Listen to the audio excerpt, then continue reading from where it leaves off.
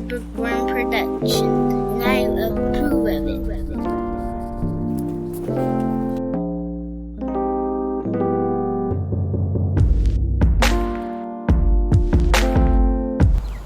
So I'm at Lake Marion Station right now in Oakland. I'm waiting for my lift, and then I'm off to my client. My client today is a client by the name of Goldie Blocks. They're a company, I believe they make like toys for girls that are like really cool, like engineering-based toys. Not the average toys that you see, which is really cool. This is supposed to be like a reoccurring thing that I go out to once a week for them every Tuesday. So we'll see how it goes.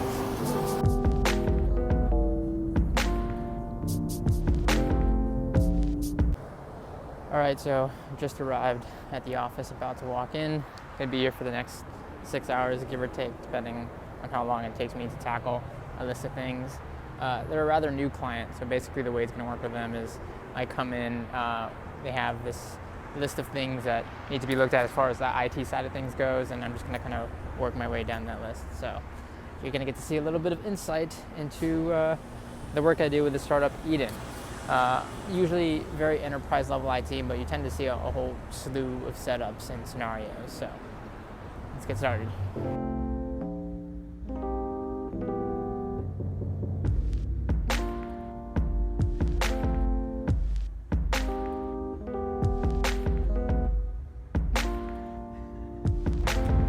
Got out 30 minutes early. Uber's arriving. Gotta have back on part. Back into the city.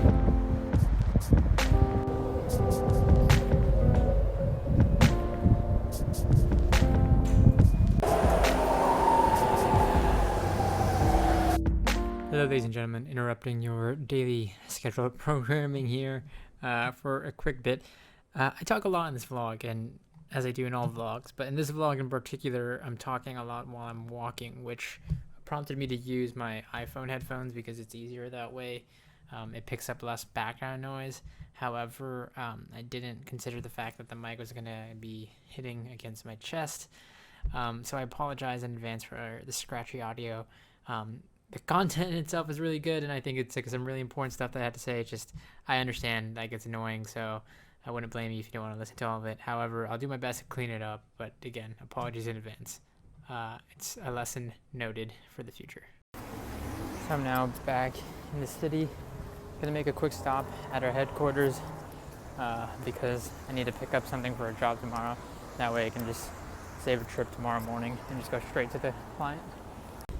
I know I didn't really get to showcase much of what was going on today at the client, and just because mainly I was working on stuff, but the main task I had to handle there was consisting of a remote hire who needed their machine setups, VPN, all the software licenses installed from Office 365, etc.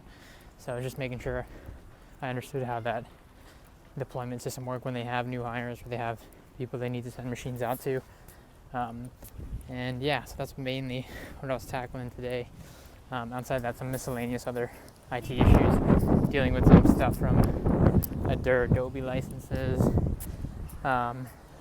looking at their task management system, which is Asana, and seeing how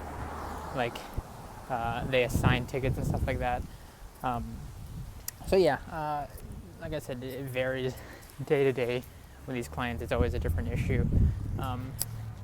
Sometimes you just go for like a one-off thing. Sometimes, in this case, like a reoccurring job where you're just tackling everything that's kind of wrong in the office.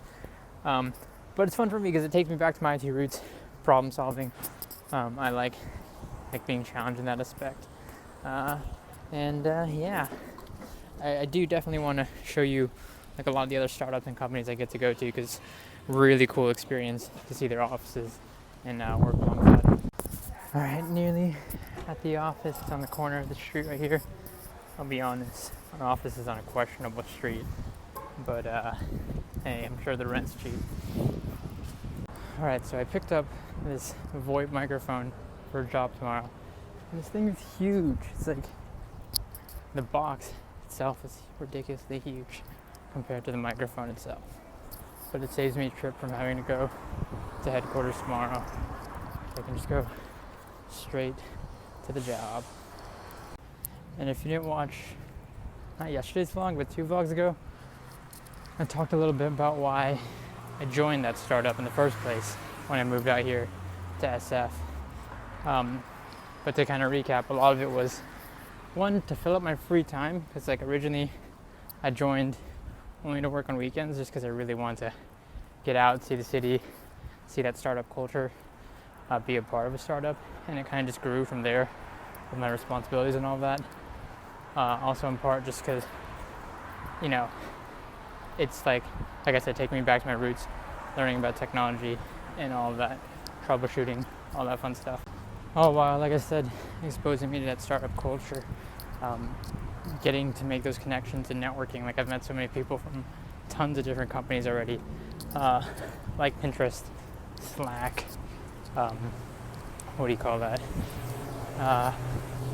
Realm, like all these companies across the board, from mobile development to just giant corporations. So it's a cool experience in that aspect. Beyond that, it's a super flexible schedule, so I can kind of like decide what jobs I want to take on, which ones I don't want to take on. In a sense, get to choose my own hours. So it works around my own work and schedule. Like if I have a lot of stuff I need to do, then I can kind of work around that. And hey, if any other reason, extra income is never a bad thing. Small detour, picked up some Taco Bell and KFC for a quick dinner. And the last reason I told myself is that, as odd as it sounds, like it's my first official job, like I get to experience what that's like.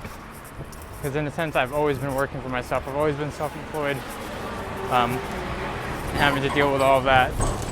This is like the opportunity where I get to fall behind an established like mission, an established team, and like grow with them and see where it takes me. And like learn from that, because like either way, like I told myself in the beginning, like if I don't stick with it, if I only stay for like a couple months, move on, whatever, like I can see how it's like, and I can say like I did it at the least. And look, like I want to emphasize something, like I was able to get this job pretty soon after I got here.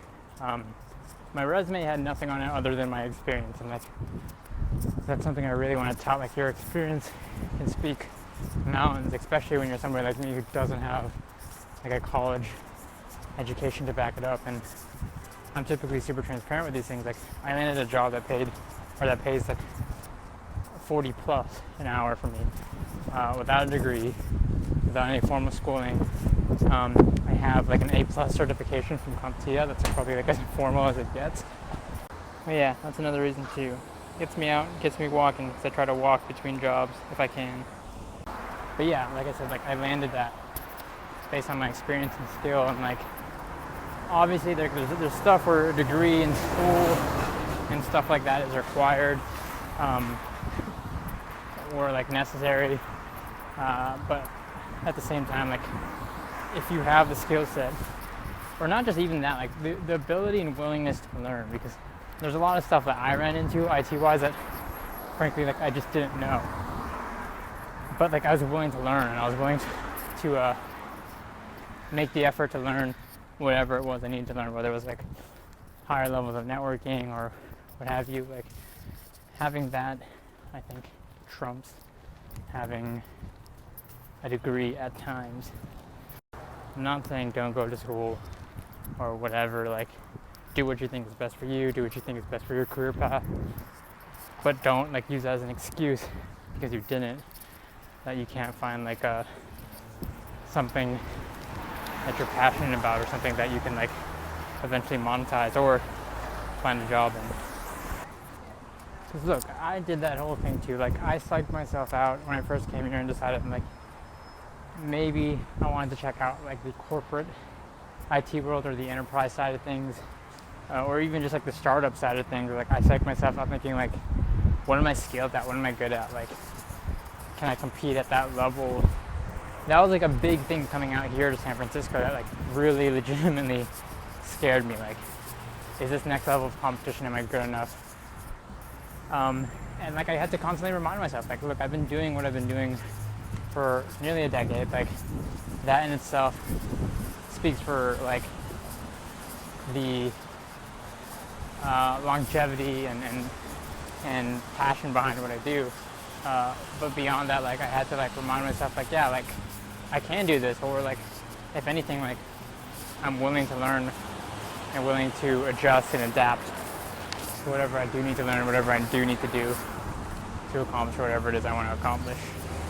I know that's always a hard thing. Like if I'm not comparing or competing against like not necessarily other people, but just like a broad spectrum of that, then I'm like constantly and always competing against myself. Like how can I improve? And like that's something that you never like truly beat. Maybe you come to a point of like satisfaction, but like you're always going to be, or for people like me at least, like you'll always be competing with that in some respect.